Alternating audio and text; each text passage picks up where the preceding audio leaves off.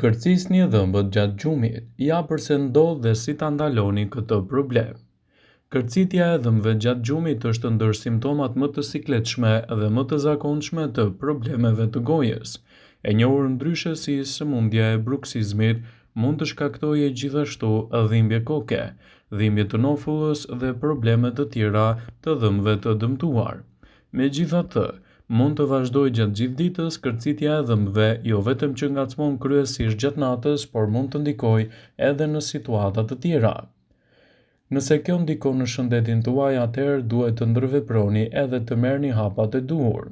Përdorimi i magnezit gjatë ditës është një mundësi për të parandaluar kërcitjet, pasi do ju ndihmojë që të qëndroni më pak të stresuar gjatë natës dhe të evitoni kështu kërcitjet e dhëmbëve.